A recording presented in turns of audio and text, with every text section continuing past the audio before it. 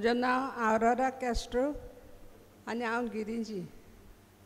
म्हाका म्हाज्या जिबे पोंदाक मांस वाडटालें आनी हांवें दोगां दोतोरांक मेवलीं आनी दोतोरांक सांगलें म्हाका 30 वर्सां जालीं तेका मांस वाडटालें तेका.